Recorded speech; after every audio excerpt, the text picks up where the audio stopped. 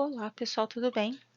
Bom, a aula de hoje, né, o tema desse vídeo é termoquímica. Nós vamos falar de maneiras de calcular o ΔH, a variação de entalpia de algumas transformações. Então, é uma sequência do assunto do vídeo passado, que, né, falava mais sobre coisas básicas, sobre o conceito, sobre transferência de calor, transformações endo e exotérmicas.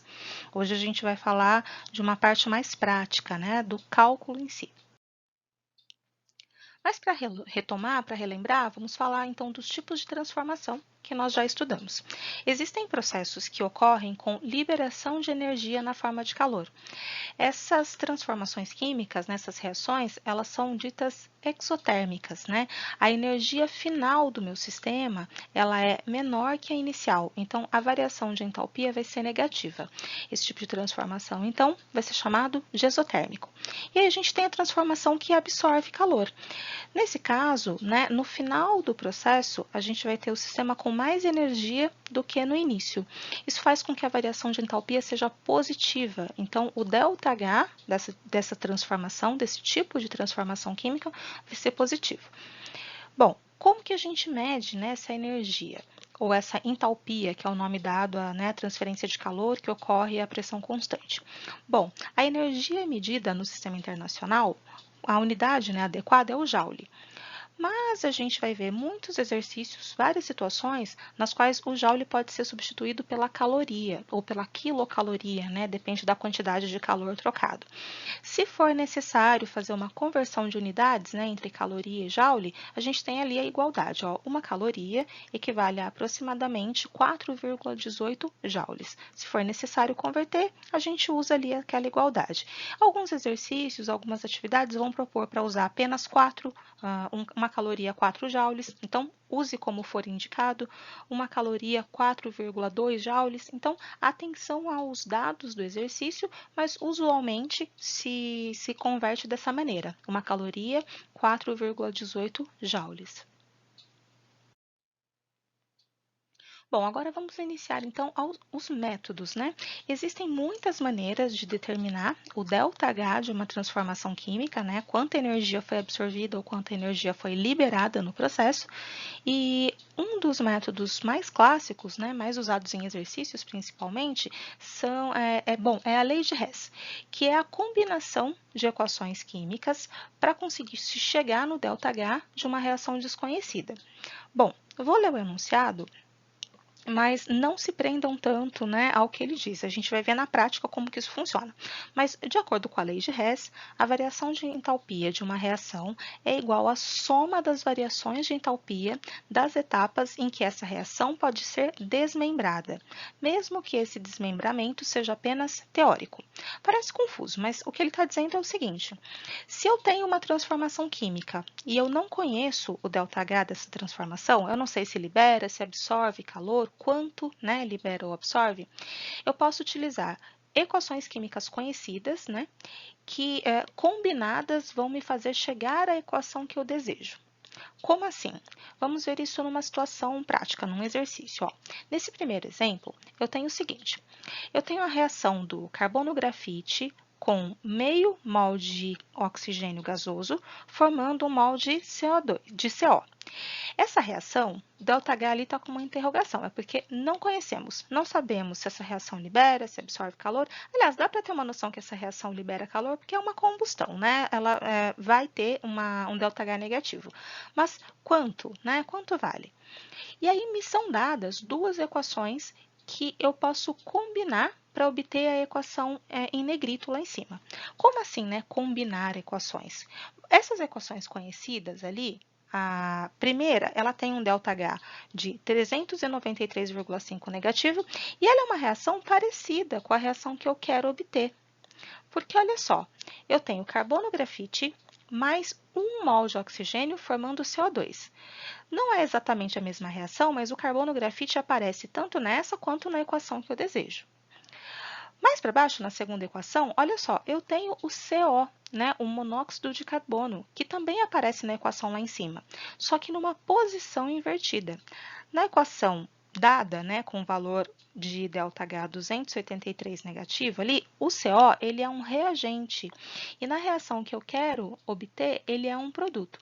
Mas a gente sabe que as transformações químicas, né, representadas na forma de equação, elas podem ser tratadas como equações matemáticas. Eu posso inverter a posição, né, dos termos, eu posso multiplicar por algum número, eu posso, enfim, fazer várias transformações ali como se fosse uma equação matemática. Então, o nosso processo de resolução, né, desse problema ali para encontrar aquele ΔH vai ser o seguinte: eu vou usar essas duas equações que foram fornecidas, vou chamar de equação 1 e equação 2, tá? Para ir falando. Então, eu vou pegar a equação 1 e eu vou copiá-la exatamente como ela foi dada, porque nela eu tenho o carbono grafite, que é o reagente da equação em negrito, exatamente na posição que eu quero. O problema começa aqui, né? Ó, eu tenho esse O2, e lá na equação que eu quero era só meio. Eu tenho esse CO2, e na equação também que eu desejo encontrar, eu tenho só CO. Mas essa que eu estou copiando aqui, né, reproduzindo, ela tem um ΔH conhecido de menos 393,5 kJ por mol. Essa é a variação de entalpia dessa reação. Já a equação número 2, ela está com as posições, né, dos componentes trocadas, porque eu quero o CO como produto. Então, eu vou reescrevê-la invertida. Então, eu vou ter CO2, ó, que é produto, agora ele se transforma em reagente, formando o CO mais meio O2. Quando eu faço a inversão, né, de reagentes e produtos, eu escrevo a equação invertida, eu também vou inverter o sinal do ΔH. O ΔH passa a ser mais 283,0, né, quilojoules por mol. E agora, o que eu vou fazer com essas duas equações? Se a gente voltar lá na definição de lei de Hess, eu posso fazer a soma dessas duas equações, e aí eu vou somar também os ΔHs. Se a soma dessas duas equações me fornecer essa equação aqui em cima, significa que eu consegui organizar as etapas, né, para chegar a essa reação, e eu vou poder somar o ΔH da primeira com o da segunda para obter o ΔH desconhecido ali, né, o que eu quero. Então, é como se fosse uma soma num sisteminha matemático. Então, o que eu posso fazer?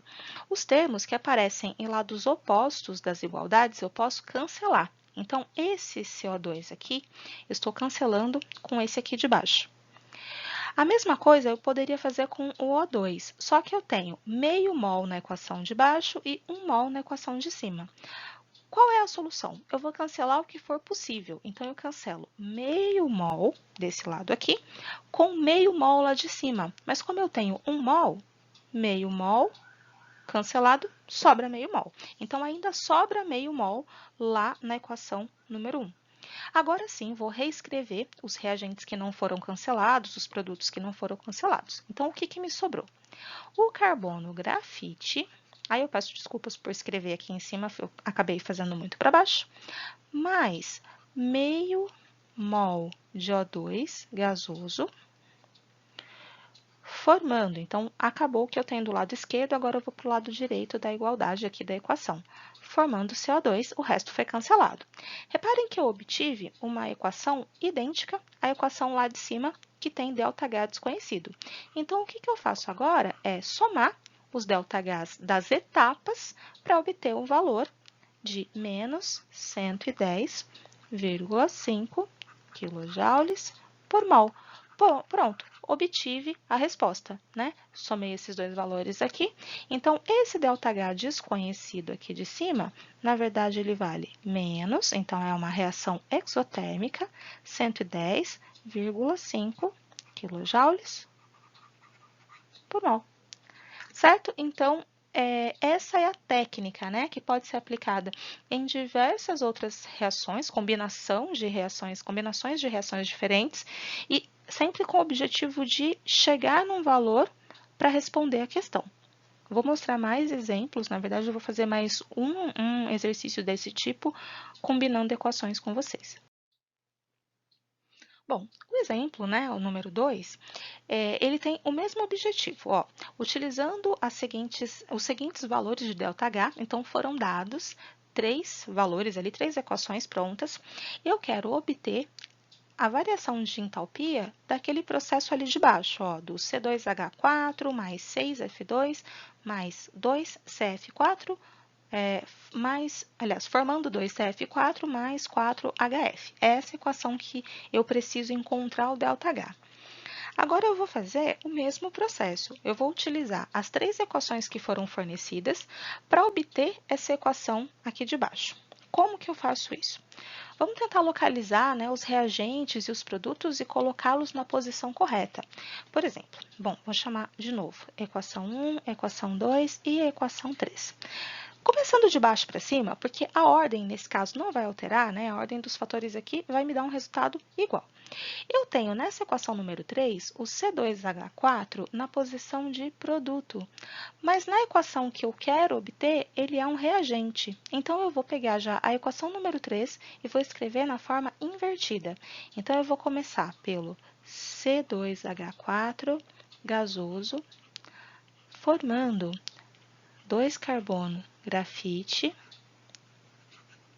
Para ficar corretinho, é legal colocar os estados físicos, né, o tipo de cada substância, H2 gasoso. Invertendo essa equação, eu também vou inverter o sinal do ΔH.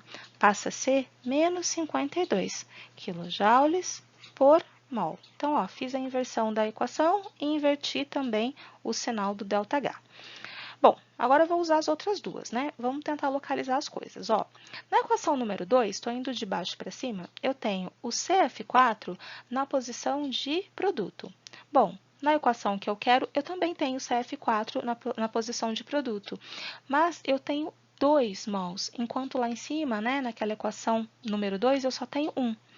Eu posso multiplicar essa equação todinha por 2, para obter 2 vezes o CF4, só que aí eu multiplico também por 2 o ΔH fornecido. Então, eu estou fazendo com a equação número 2 uma multiplicação de todos os termos, ó, 2 vezes o carbono grafite, mais, tem 2 flúoros lá, então vezes 2, 4 vezes o F2 gasoso, e aí o produto 2CF4 gasoso.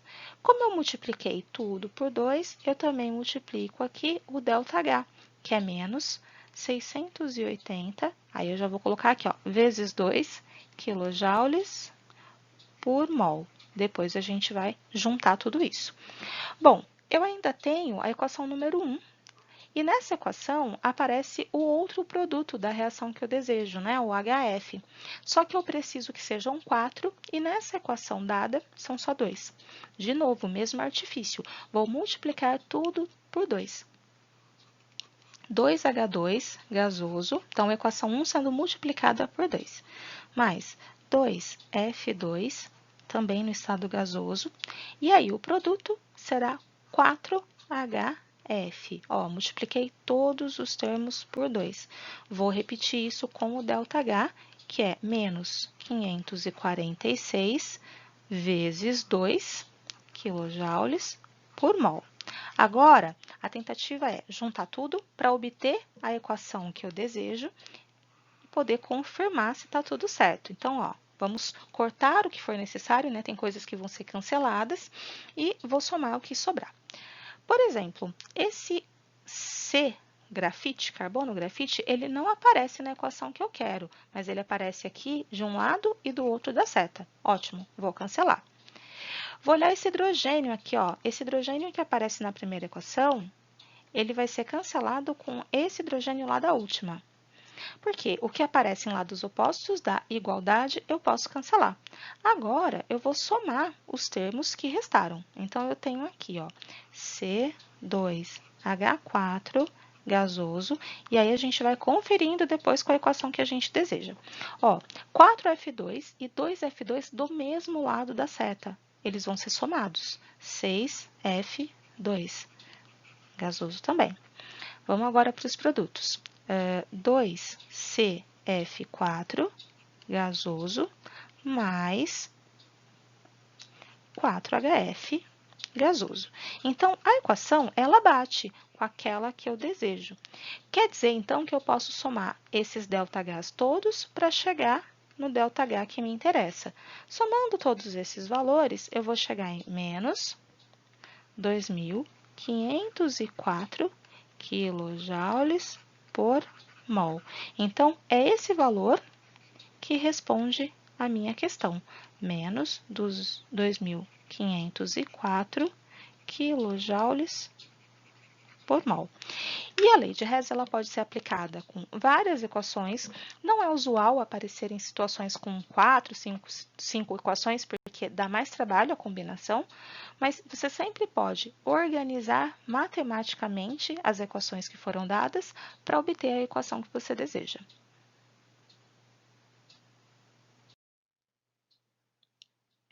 Bom, continuando. Agora, nós vamos falar de outros métodos, né, para cálculo de ΔH, mas antes disso, eu preciso mostrar, explicar o que é o tal estado padrão. Porque agora nós vamos falar de valores tabelados. Para resolver vários exercícios, a gente pode consultar tabelas que foram construídas, que foram medidas feitas e agrupadas ali para que os cientistas, para que as pessoas possam consultar. Então, quando a gente vê medidas de ΔH em exercícios, em livros, essas medidas muitas vezes aparecem com esse sinalzinho aqui, ó. Vou reproduzir aqui do lado, ΔH, e aí aqui em cima tem um zerinho, uma espécie de sinalzinho de grau. O que isso significa? Significa padrão.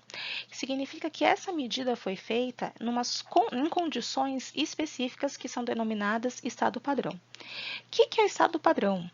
São as substâncias no seu estado alotrópico mais estável, ou seja, as substâncias vão estar naquele estado que a natureza oferece em maior quantidade, mais abundantes, numa pressão de 100 kPa e 25 graus Celsius. Então, quando você realiza a reação química nessas condições, com as substâncias em seu estado padrão, a gente vai obter a entalpia padrão, que foi medida nas condições indicadas. Então, toda vez que aparecer esse delta, né, com ΔH, com esse símbolozinho, indica que foi medido em condições padrão. Bom, para que serve isso? Para que todos os cientistas, todos os interessados, né, possam utilizar esses dados, sabendo como eles foram obtidos, em qual temperatura, em qual pressão, para que esses dados possam ser reproduzidos. Mas para a gente, isso não vai interferir muito nos exercícios nem nada. É só para que vocês entendam o que é esse estado padrão, né? É a condição na qual a medida foi realizada, né? Foi assim que eles obtiveram este valor. Bom, mas entendendo o que é estado padrão, existem vários tipos de cálculo de entalpia, vários tipos de situações na química e essas situações elas têm entalpias com nomes próprios. Como assim? Quando eu faço uma queima de algum material, isso é uma transformação química que vai liberar uma quantidade de energia. Isso é uma entalpia de combustão. Estou fazendo combustão. Quando eu vou dissolver algum material na água, por exemplo, fazer uma dissolução, algumas situações vai ocorrer liberação de calor ou absorção de calor. E aí a gente vai chamar isso de entalpia de dissolução. Então, tem entalpia de várias situações dentro da química. Agora, a gente vai falar de algumas que são úteis para fazer cálculo, para determinar valores de variação de entalpia. Bom, primeira delas, a entalpia padrão de combustão.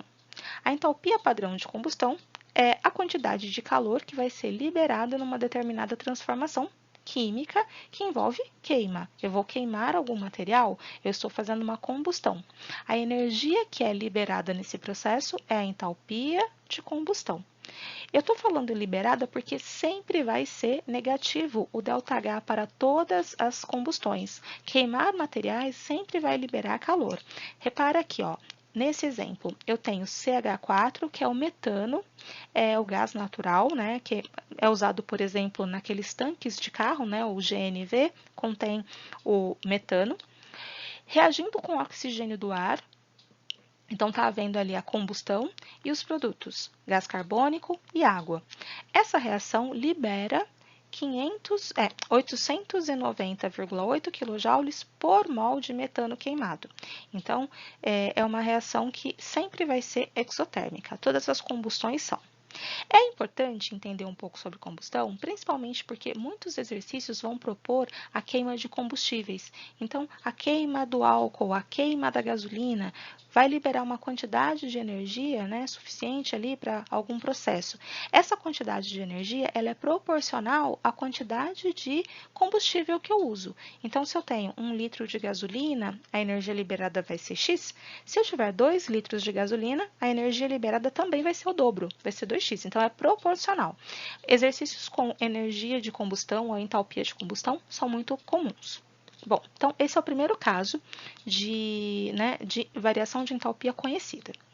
Qual que é a segunda situação? E vai ser muito útil para a gente. A gente tem a entalpia padrão de formação. Aí é uma energia envolvida na formação de algumas substâncias, né? Quando alguns átomos se organizam para formar algumas moléculas, esse material formado ali, né, ele vai estar relacionado a uma energia que vai ser liberada ou absorvida. Nesse caso, não vai ser sempre negativo, nem sempre positivo, vai variar de acordo com as substâncias envolvidas. Mas, enfim, qual que é a definição de entalpia padrão de formação, né? Padrão porque foi medida a 25 graus Celsius e a 100 kPa de pressão. Bom, o ΔH de uma reação, né, ele é medido, né, uma medida exclusiva para reagentes que sejam substâncias simples. Então, quando eu junto reagentes simples, simples é formado por um único tipo de átomo. Então, vamos já olhando o exemplo e associando. O carbono grafite, uma substância simples, reage com H2, uma substância simples também, e reage também com O2, outra substância simples. Ó, todas as substâncias simples, elas vão se juntar para formar o C2H6O, uma substância composta. A energia que foi liberada ali, aquele menos 277 ali, é a energia liberada na formação de 1 mol de C2H6O.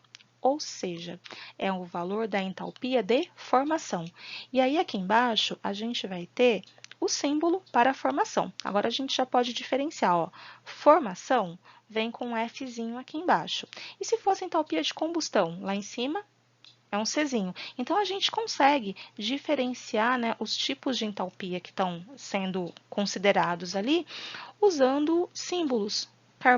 Czinho para combustão, Fzinho para quando a gente fala de entalpia de formação, e tem outros tipos de entalpia que aparecem aqui também, tá? Bom, mas por que que eu preciso saber, né? Por que que isso é útil?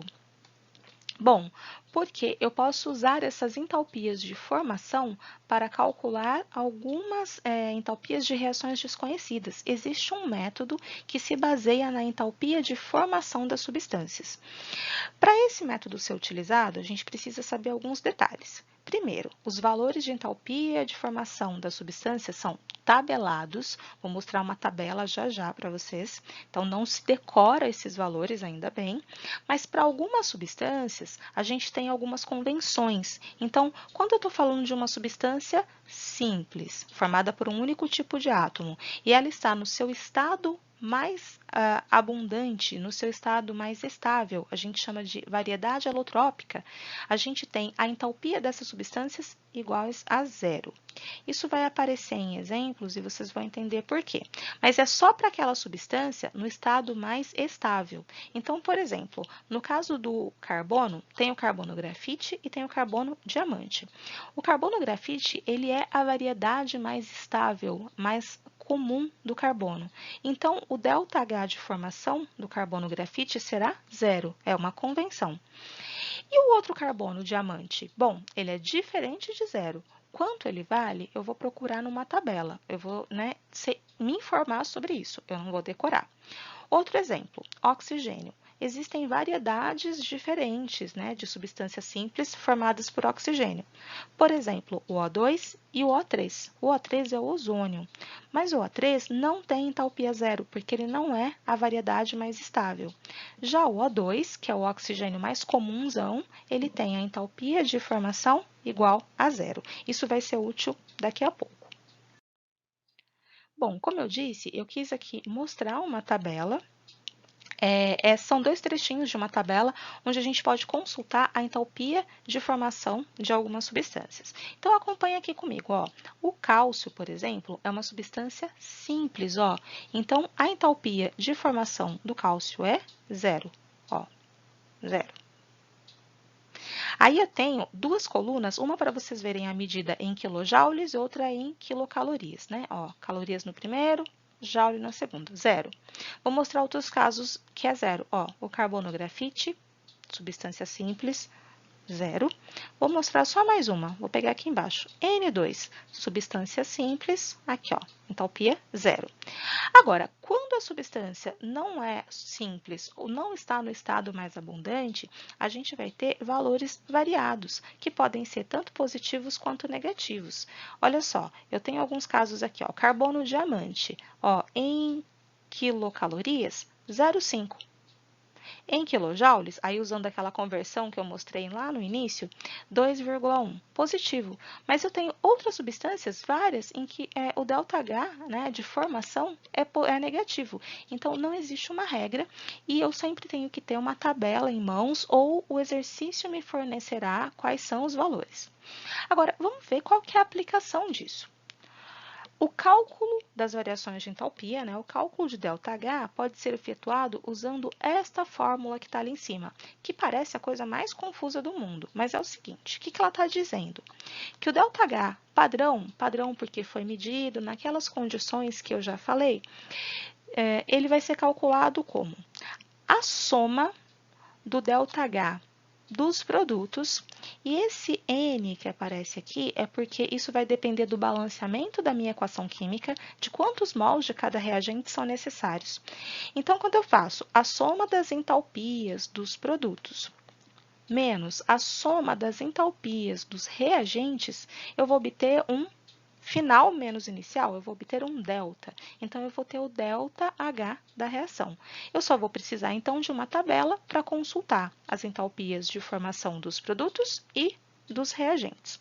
Ou um exercício que me dê esses dados. Coloquei um exemplo aqui, ó. Vamos calcular a variação de entalpia da reação abaixo, conhecendo as seguintes entalpias padrão de formação. Olha só, no caso não está na tabela, né? Esses dados foram fornecidos pelo exercício, em kJ por mol. Então, vamos resolver. Ó, para o NH3, a entalpia de formação é menos 45,9. Para o HBr, menos 36,3. E para o NH4Br, menos 270,8. Vou aplicar na fórmula para vocês verem como funciona. Ó, o ΔH, então, dessa reação, eu vou simplificar aquela fórmula lá em cima, hein? Vai ser dado pela variação de entalpia de formação dos produtos, final, né? Menos a variação de entalpia de formação dos reagentes. A gente vai montar isso aqui numa equaçãozinha. Então, vamos começar escrevendo aqui, ó. ΔH será. Quem é o produto? Eu só tenho um produto, que é esse NH4Br. A entalpia de formação dele é menos 270,8. Não vou colocar a unidade, mas vocês já sabem que está ali em kJ. Ó, produto, acabei de colocar o produto. Agora, eu vou colocar os reagentes. Os reagentes, vou fazer a soma, né, o somatório dos reagentes, eu vou ter menos 45,9 menos 36,3.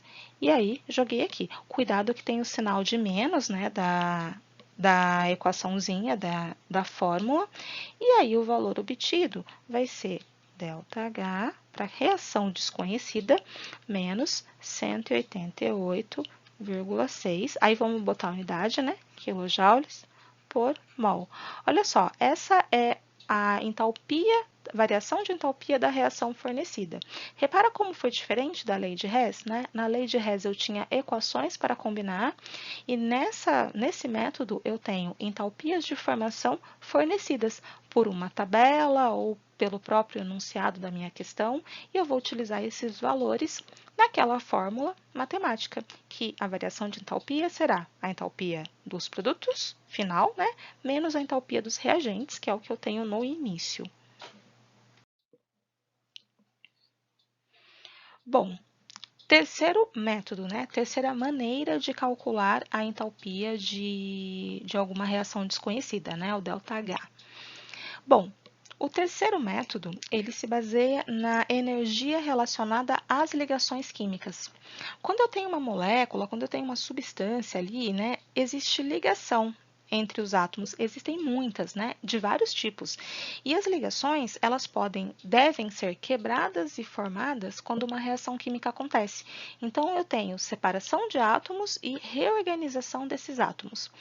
Esses processos, eles podem ser relacionados a uma determinada quantidade de energia. Como assim? A energia de ligação é justamente essa energia relacionada à ligação de um átomo com outro. Bom, como que ela é medida? A gente vai pensar o seguinte: cada ligação química tem um valor específico de energia tabelado novamente. Eu coloquei uma tabelinha pequena para vocês verem, mas existem tabelas com todos os tipos de ligação possível. O que acontece? Quando eu vou quebrar uma dessas ligações, eu preciso fornecer energia para a minha transformação acontecer. Eu preciso fornecer energia para quebrar essa ligação. Mas quando uma ligação nova se faz, essa ligação nova libera energia. Então, ó, eu forneço energia, quebro a ligação. Mas quando uma ligação se forma, ela devolve essa energia, ela libera calor. Eu representei isso ali no texto assim, ó. A quebra de uma ligação química é um processo endotérmico, então ele absorve calor ao ser quebrado, e a formação dessa ligação vai liberar calor, então é um processo exotérmico. Ou seja, quebrar ligações é um processo positivo, ΔH positivo, formar ligações é um processo com ΔH negativo. Quando eu faço uma reação química e existe quebra, né, e formação de novas ligações, o balanço, a soma de todas essas energias que são liberadas e absorvidas, vão poder ser usadas para para descobrir o ΔH de reações desconhecidas. Bom, utilidade, então, prática da energia de ligação é calcular o ΔH de transformações que eu não conheço. Exemplo, né? Eu reproduzi ali a mesma tabelinha. Olha só, essa é a minha reação, só que agora eu tenho a necessidade de conhecer as ligações que são envolvidas em cada uma das substâncias, porque eu preciso saber quais ligações vão ser quebradas e quais ligações vão ser formadas durante o processo. Então, existem duas maneiras de fazer. Mais para frente eu vou mostrar em outros exemplos, mas eu vou pensar o seguinte: eu tenho que desmanchar os meus reagentes, né? Eu tenho que quebrar todas as ligações, separar, ó, isso aqui, quebrar ligações e depois formar novamente as ligações no produto. O que eu quero que vocês entendam? A primeira coisa que eu vou fazer, eu vou quebrar todas as ligações. Ó, vou separar todos os átomos. Separei, separei, separei. Quanto vale cada ligação quebrada? Bom, vamos lá. Ligação de H com H. Ela vale 436 kJ, está em kJ, tá, gente? Por mol. Então, eu vou vir aqui, eu vou quebrar. Então, ó, essa ligação positivo, porque ela vai ser quebrada, ela vale 436 kJ. Agora, o que mais eu vou quebrar? Eu vou quebrar essa ligação aqui, ó, de C com C, ligação dupla. Vou vir aqui para ver quanto ela vale, ó, 612. Então, eu também vou quebrar essa ligação que vale 612, mais 4 ligações de carbono com hidrogênio, que também precisam ser contabilizadas. Vamos procurar quanto vale a ligação de carbono com hidrogênio. Vamos localizá-la aqui na tabela 412. Então, vou quebrar ligação, então, valor positivo, só que são 4 vezes 4. Ó, então, essa aqui é a soma das ligações quebradas. Depois que essas ligações forem rompidas, os átomos vão se reorganizar para poder formar a nova substância. E aí, vamos olhar as ligações que vão ser formadas nesse processo. Ó, formei essa. várias ligações formadas. E aí eu vou precisar, então, juntar a energia que vai ser, nesse caso, liberada pelas reações que vão se formar. Vamos na ligação de C com C, que eu acho que ela está fácil de localizar. A ligação carbono com carbono vale 348. Então, menos 348, porque a ligação está se formando, menos, já vou colocar aqui as outras ligações, ó. Já coloquei menos para ficar mais fácil. Ligação de C com H, 412 vezes 1, 2, 3, 4, 5, 6. 6 ligações.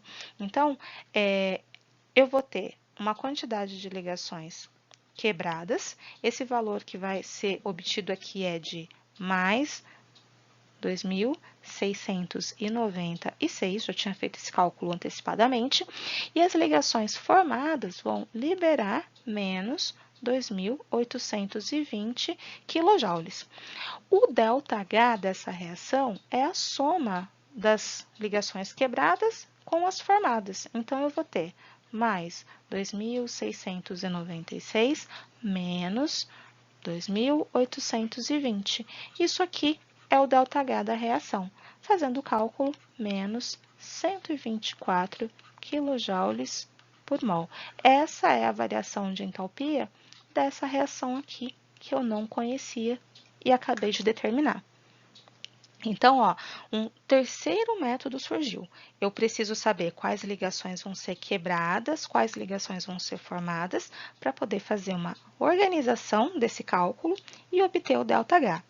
Repare que é diferente, né, dos dois exemplos anteriores. Aqui é necessário conhecer a estrutura das moléculas para poder propor, né, onde a ligação quebra, onde ela se forma. É óbvio que eu fiz com vocês esse exemplo de uma maneira bem completa, com todas as ligações sendo rompidas e todas sendo formadas novamente. Mas existem métodos mais simplificados de fazer. Bom, um resuminho de tudo que foi mostrado, o que nós temos? Técnicas para calcular ΔH em exercícios de termoquímica. Quais são os mais clássicos, né? Os que nós precisamos conhecer? Lei de Hess, que é aquela combinação de equações para obter a equação que eu desejo.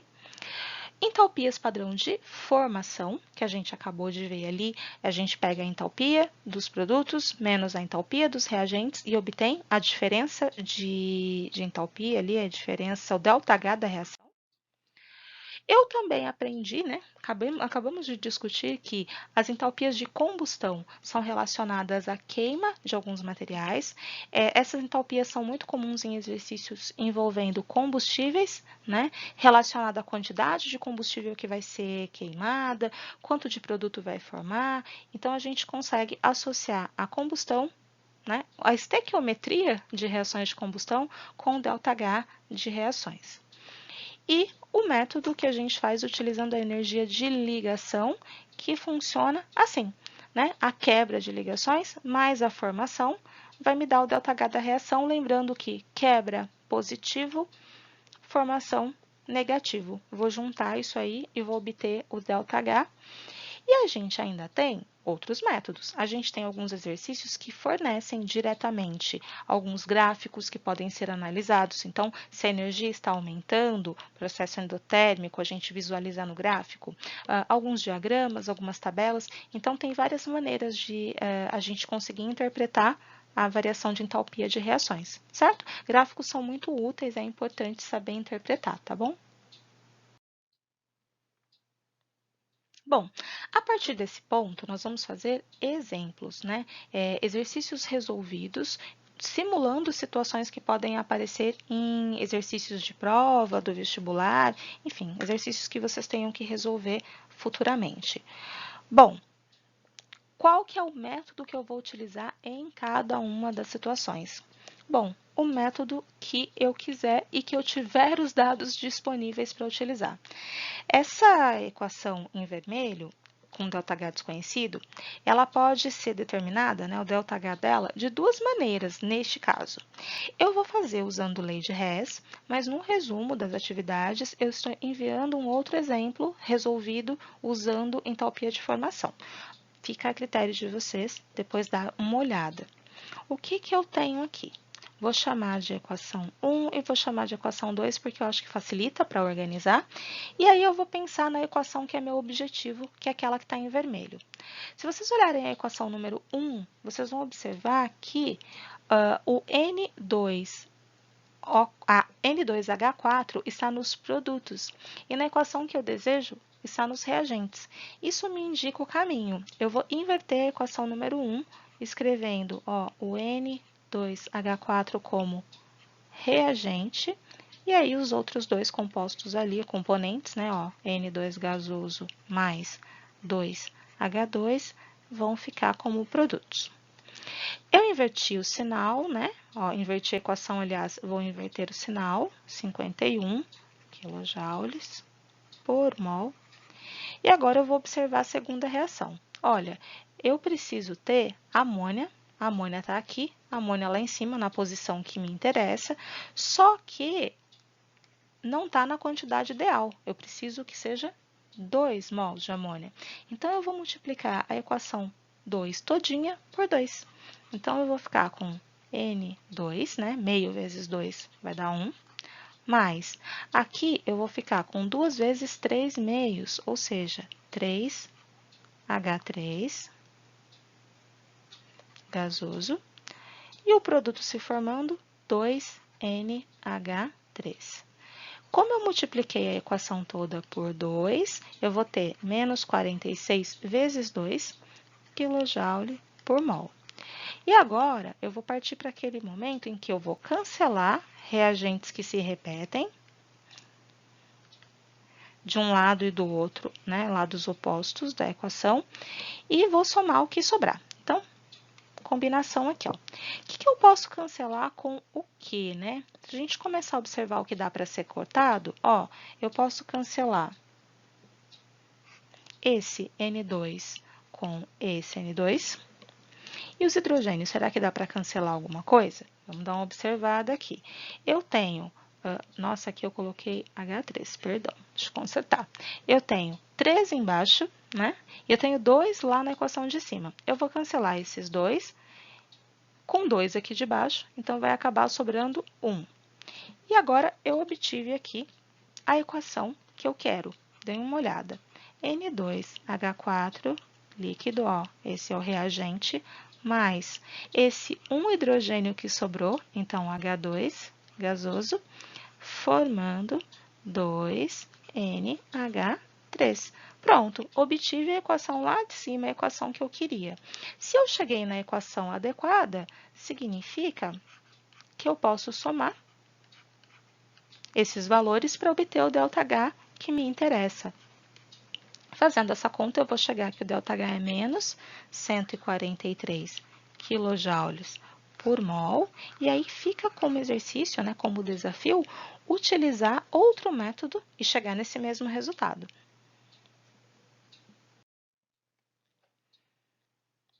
Bom, exemplo aqui, exercício número 2. Bom, vamos ver o que usaremos, né? Qual é o método?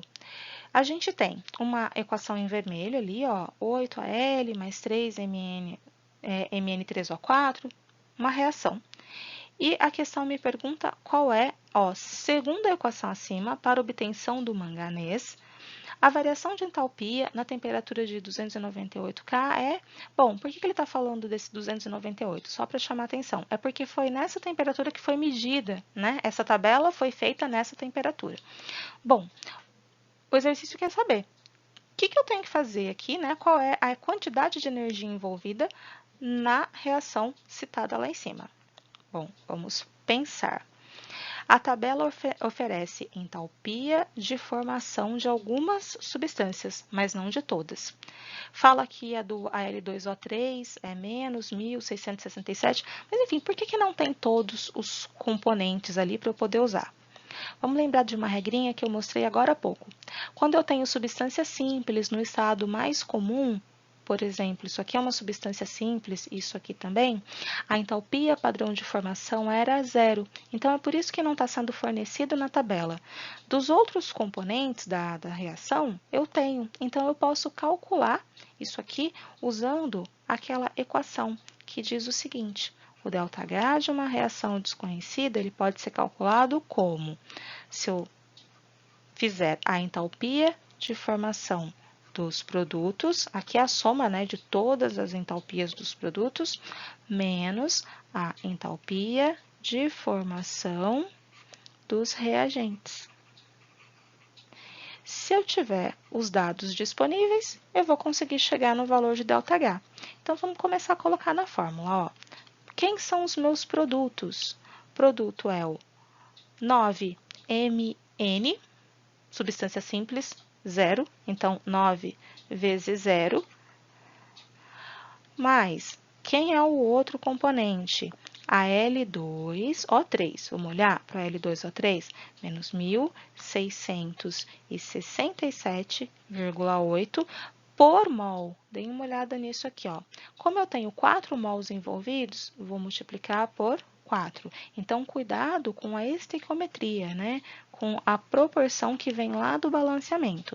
Menos, agora vamos para os reagentes. Quem são os reagentes? Bom, o alumínio, que tem 0 como entalpia de formação, vezes 8. Isso eu não precisaria colocar, eu estou querendo mostrar, né, como que monta com todos os termos. Quem é o outro reagente? O Mn3O4, que tem entalpia menos 1.385,3 vezes 1. Aliás, vezes 3, porque são 3 mols, vezes 3. Aqui eu só vou padronizar, né? Aqui eu quero colocar a multiplicação com um x. Pronto, agora é resolver esse cálculo, é fazer conta. Acabou a parte da química. Então, chegaremos num valor de 2.515,3 kJ. E aí é só marcar a alternativa correta ali. Opa! Alternativa C.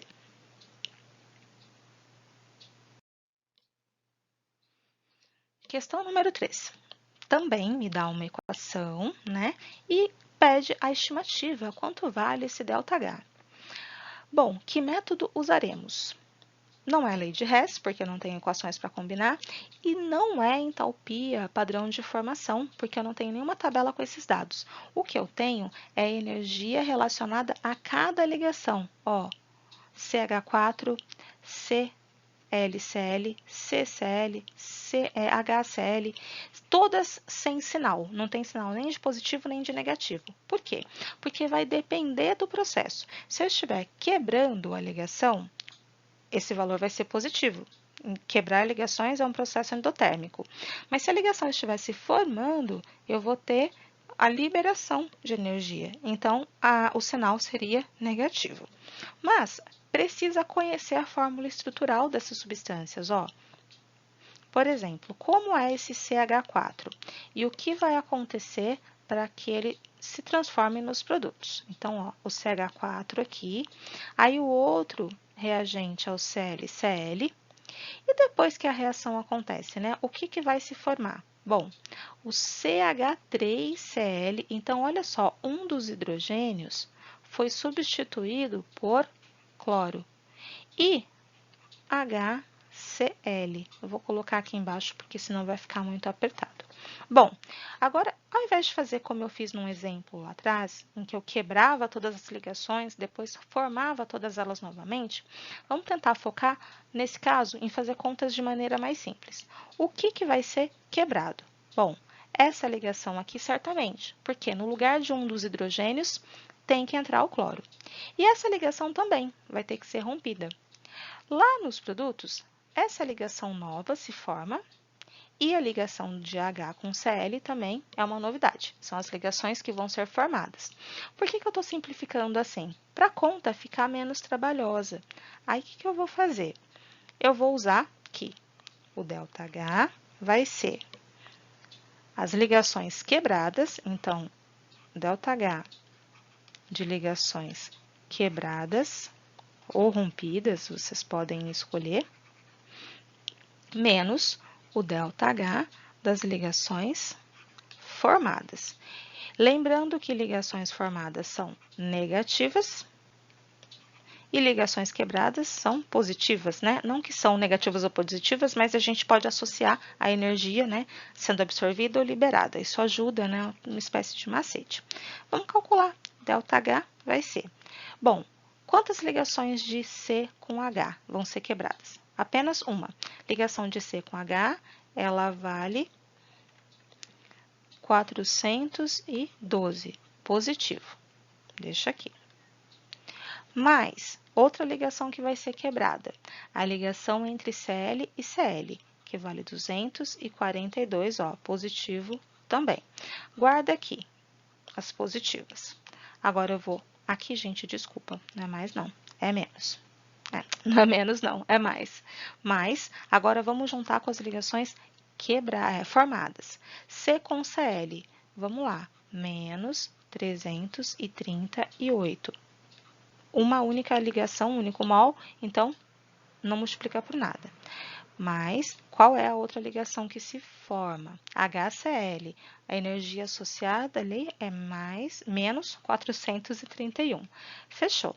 Agora, gente, é resolver essa conta. Resolve as ligações quebradas, as formadas, faz a conta, vocês vão chegar em menos 115 quilojoules, né? Essa parte de conta eu não vou enfatizar porque não vale a pena, mas o importante é o que o exercício me fornece? Ligações, energia de ligação? Então, eu vou pensar em ligações quebradas e ligações formadas para poder resolver. Então, reparem, o método de resolução depende dos dados que foram fornecidos.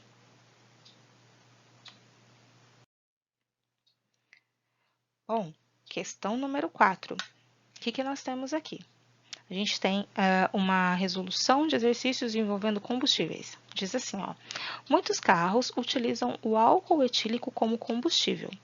Sabendo que a sua combustão, a sua queima total é representada pela equação química abaixo, olha só, a equação está dada, balanceada e está afirmando que a energia liberada é 327 quilocalorias por mol. Olha lá a caloria aparecendo, né? Olha só o que a questão propõe. Qual é a quantidade de calor liberada na queima de 141 gramas de álcool etílico? Então, supondo que eu queira queimar essa massa de álcool, qual a energia associada a isso? Essa questão, ela é de termoquímica com cálculo estequiométrico, porque, de acordo com a equação, eu sei que 1 mol de C2H5OH, que é o etanol, que é o álcool, a energia que vai ser liberada é 327. Aí fica opcional. Vocês podem colocar libera 327, porque aí o sinal negativo pode ser omitido. Ou a gente pode usar o sinal de menos e não escrever que libera. As duas coisas são válidas. Só que agora eu preciso de transformação de unidades, porque eu preciso saber quanto é a massa de 1 mol desse composto. Como que eu faço isso? Vai na tabela. Carbono é 12, oxigênio é 16, hidrogênio é 1, massa das substâncias, né? Massa molar. Como que eu vou saber a massa molar? Vou aplicar isso na fórmula. 2 vezes 12, vou fazer a conta e vocês vão concluir que cada mol de C2H5OH pesa 46 gramas e, bom, é equivalente, né? Libera 327 quilocalorias. Para os 141 gramas propostos no exercício, a quantidade de calor liberado é X. A regrinha de 3 surge aqui. X será, multiplique em cruz, tal, libera 1.002,3 quilocalorias. Então, eu peguei a resolução ali, multipliquei em cruz, e eu vou chegar, então, na alternativa B, que 141 gramas de álcool etílico vão liberar aproximadamente 1.000 quilocalorias. Bom, questão 4. Agora vamos fazer uma análise de gráfico. Então, eu estou tentando diversificar, né, vários exemplos, usando lei de Hess, usando entalpia de formação, usando energia de ligação, analisando um gráfico. Agora, a gente vai ver como que funciona a análise de gráfico aqui para essas transformações. Ó. Considere o seguinte diagrama de entalpia para a reação de produção da amônia. Olha só, na primeira linha, no primeiro patamar, eu tenho os átomos separados, ó, o H e o N, sem ligações entre eles. Bom, para o segundo patamar logo abaixo, eu já tenho o N2, então um nitrogênio ligado ao outro, e os hidrogênios também formando moléculas. E lá embaixo, na última linha, né, na última parte do gráfico, eu tenho que a amônia foi formada, né? Ali, ó, duas moléculas de amônia, e existe uma energia associada a isso, que é esse ΔH2. Não sei quanto vale, mas é possível calcular, porque eu sei quanto vale todo esse trecho vermelhinho aqui, e eu sei quanto vale de 0 até aqui em cima. Então, dá para fazer cálculo e descobrir quanto vale cada um desses intervalos ali, cada ΔH que aparece no gráfico. Vamos analisar agora o que o exercício pede. Item A. De acordo com este gráfico, a síntese da amônia, síntese é sintetizar, é produzir a amônia a partir do gás nitrogênio e do gás hidrogênio, então não é daqui, né? É da substância N2 e H2. Lá, os átomos estão no estado gasoso, mas não estão formando moléculas. Bom, é uma reação endo ou exotérmica. É só a gente observar, ó. Essa aqui é a variação de entalpia da formação de amônia. A setinha está apontando para baixo, significa que a energia, né, do topo do gráfico, lá de cima para baixo, está diminuindo. Então, de 0 até, não sei quanto vale esse ponto aqui, mas a energia é menor, eu tenho um ΔH negativo menor que 0. Primeira parte respondida. Agora, vamos fazer mais análises desse gráfico. Item B. Sabendo que a energia da ligação H com H, olha, agora já utilizando outro tipo de informação. A ligação do hidrogênio com hidrogênio vale 436 kJ por mol. Por que não tem sinal mesmo? Porque quando a energia está se referindo, né, à ligação, a energia de uma ligação, ela vai ter sinal positivo se a ligação estiver sendo quebrada e sinal negativo se estiver sendo formada. Então, por isso não vem com sinal implícito. Ele quer que a gente calcule qual é o valor da energia de ligação do N com N, da ligação tripla. Bom, a gente vai usar aquele método que analisa as ligações. Então, olha só, essa entalpia que eu estou inventando aqui, ó, se eu partir daqui até lá em cima no meu gráfico, eu vou chamar isso aqui de ΔH3, porque tem o 1 e o 2 já na equação, né? Vou chamar esse aqui de 3. Consertar aqui. Então, o ΔH3 tem um valor. Eu consigo calcular porque ele vai de 0 até 2.249. Eu sei, então, quanto vale. Vou explicar por que eu estou falando disso. Ó, o ΔH3, ele é positivo porque ele está partindo, né, de baixo para cima. Também já vou explicar por quê. Ele vale 2.249 kJ. Então, é o valor de energia envolvido. É que dessa parte de baixo aqui até lá em cima, o que ocorreu? O N2 estava ligado, se separou, e os H2 estavam ligados e se separaram. Então, a energia de 0 até 2.249 é a energia que foi utilizada para quebrar, para romper essas ligações. Então, eu já sei o seguinte, a soma de todas essas ligações, né, tem que dar 2.249. O que eu tenho? Vou montar uma equação, ó.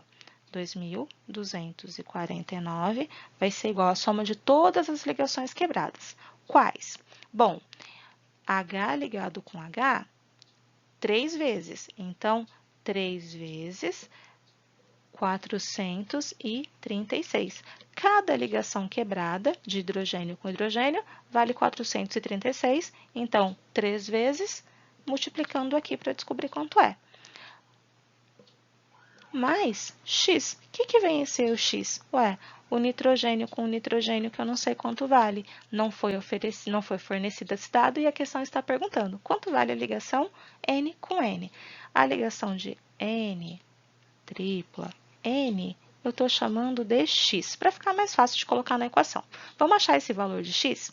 Então, 2.249, vou passar para cá, menos 3 vezes 436, que vai dar 1.308, vale x.